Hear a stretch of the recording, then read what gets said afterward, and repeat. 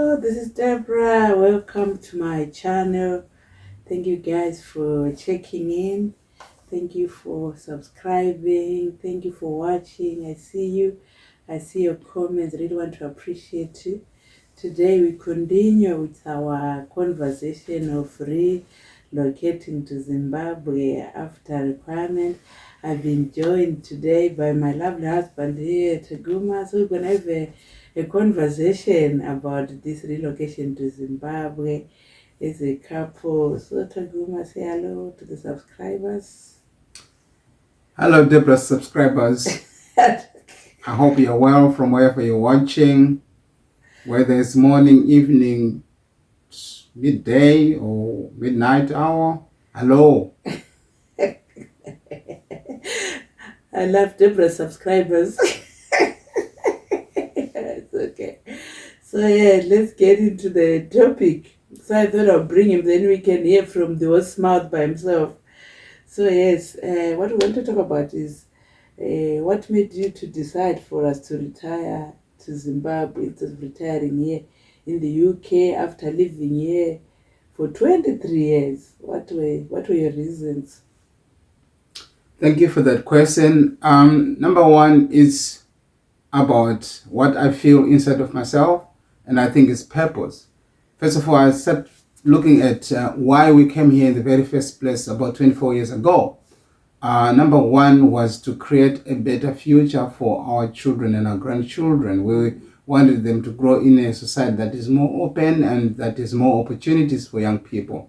And we came here over 24 years ago, and by the grace of God, managed to create that situation for our children. So that part of the purpose was fulfilled.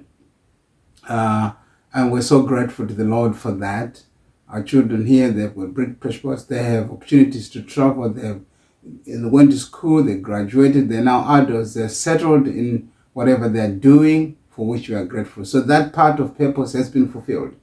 And then the other thing was for us to create a secure future for not only for us, but also even for our children and some of the people who look up to us in terms of establishing a home, a secure financial situation for ourselves. And we believe that part of the purpose is also fulfilled. And so looking around where we are now empty nesters. My wife likes to say it this way. We are now empty nesters. The motivation to continue to work after we have established what we established here and what we have established at home has kind of wind off. So there is kind of a here or home. There is no one to really work hard for. And so this is where, and then there is this desire to go and have an impact. Number one is to enjoy the things that we have built here and home in Zimbabwe. And number two, the purpose is coming. If we can go and impact our society in any way, shape or form, we feel that's where the purpose is now directing ourselves to. We now have a purpose for going home. And this is what made us come to this decision to go home. So true. So true. Because here you find you just work, you just find something fulfilling, not only money, but to impact other people, to change lives, to change society. Because living here for 23 years, we've learned a lot as a couple in marriages or as raising children. We've learned a lot.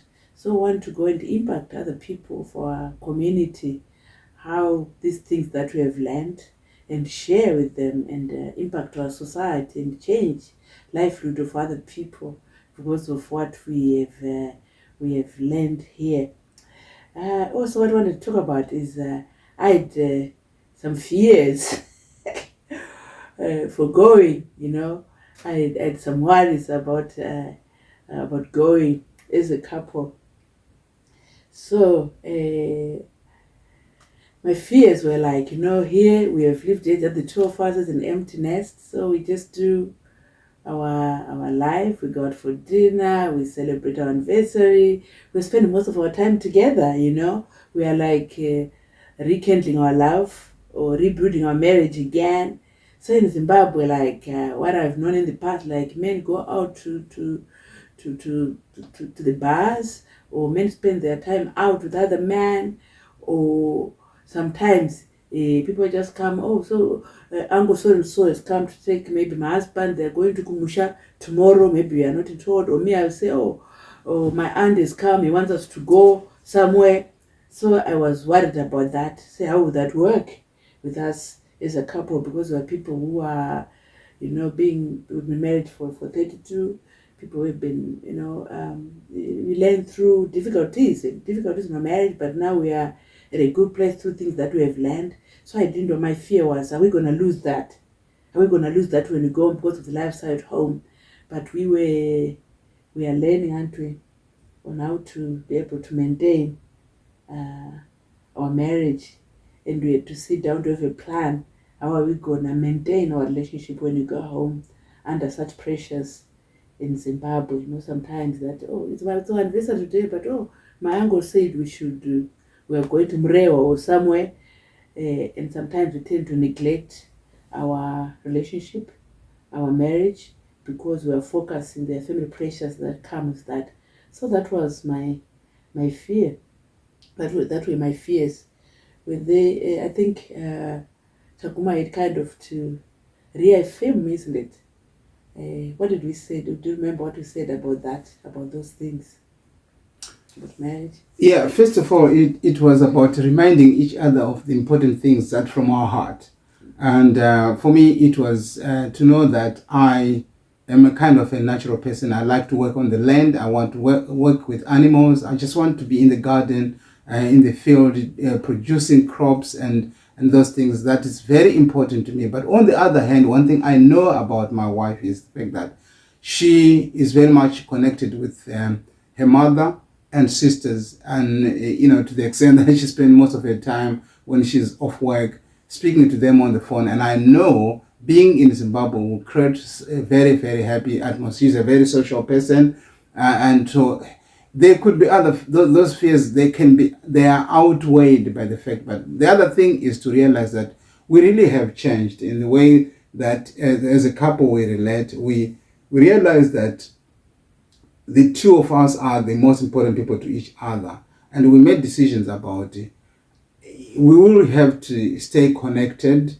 We'll have to value each other more than those relationships.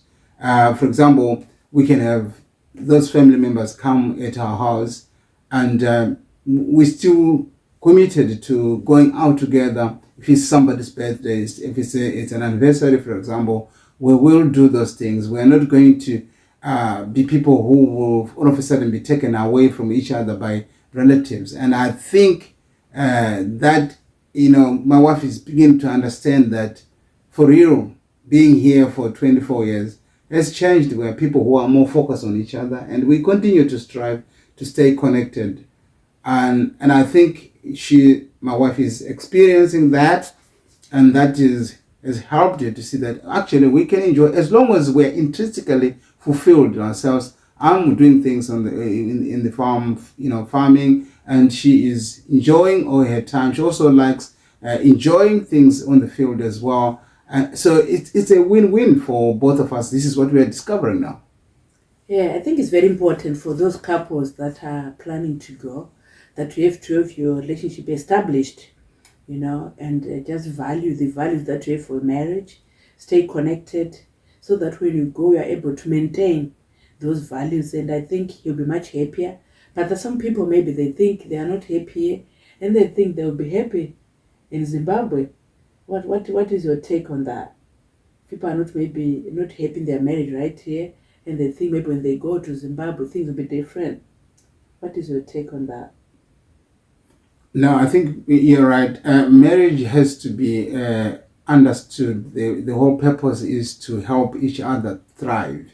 So as long as we are committed on a daily basis to make sure we are blessing each other, in other words, we are there to cherish or to promote the interests of the other person, and to help that person achieve that. That helps with connection, and to realize that we're there for each other. We have to affirm each other. We have to to value each and appreciate each other. That is a daily thing. It does. We have to practice it here, and then it becomes part of our life to wake up every day and realize I have somebody who needs me to assure them that it is all right. And I feel that that's something that will not wait until you go home. We have to practice it in here, that we're here at home together. The whole purpose for us to feel, make each other feel as peaceful as possible, or as valued as possible, to be in the safe space. And when you go, it will still be the same. It will continue, because we have this commitment that this is what we want to do to each other for the rest of our life. And so it's a constant process of re-evaluating ourselves, connecting us. Look, how are we doing relation-wise? Checking ourselves, having these connections. She talks about date nights where you go out and just say, how are you feeling about things? How are you feeling about things? And we talk about things. I would like to do this more. I want to do, and communication has to be. And this is one other reason why we feel going home is good, because we believe it's going to give us more time to be together each other, and be present for each other, and connect, and be able to pick if somebody is down for whatever reason, and try to be there to be that source of light that can come to the other person.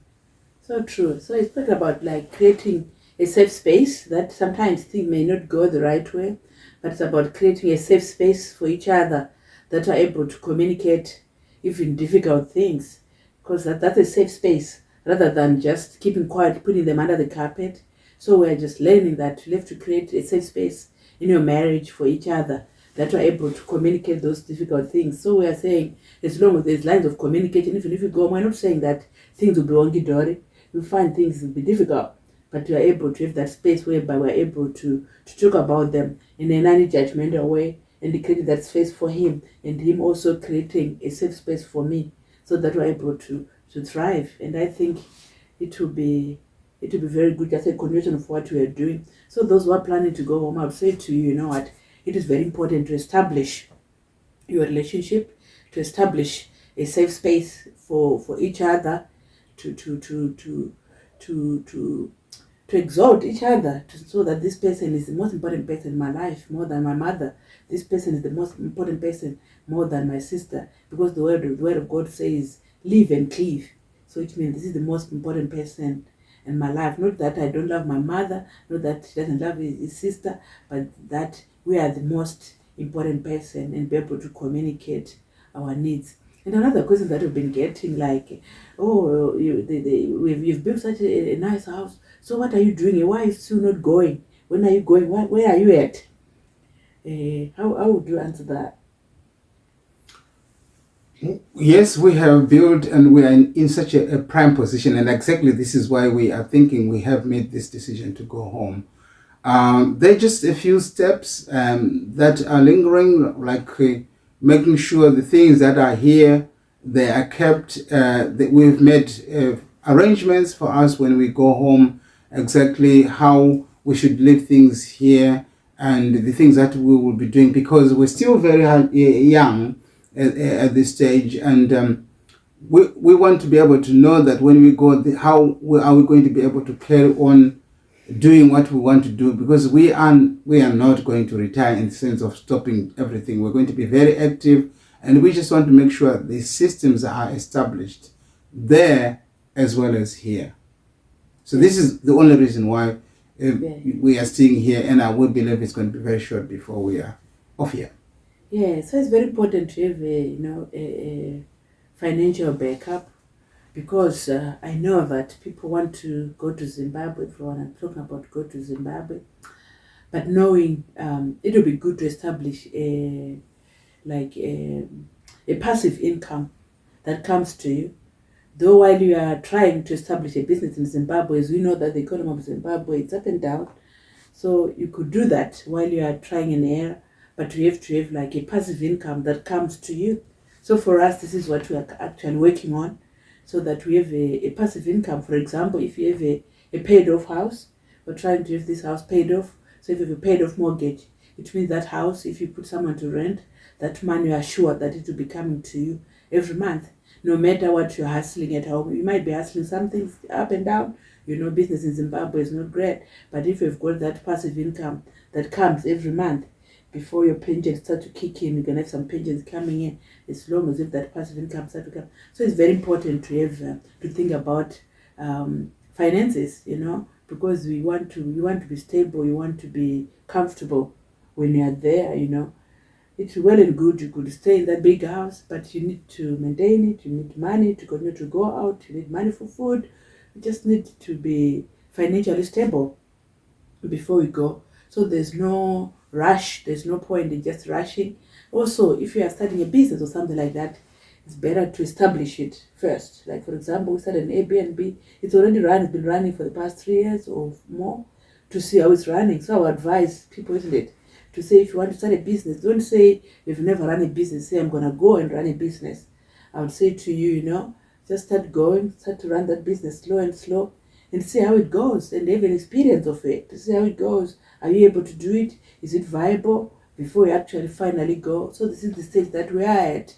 We're just trying to establish, to pay for a mortgage here and establish other alternatives of passive income, while we're going to try and do other business ideas that you can risk you can risk to do other business ideas, because you've got some passive income that is coming to you while you're there. And life there, it's a bit cheaper and less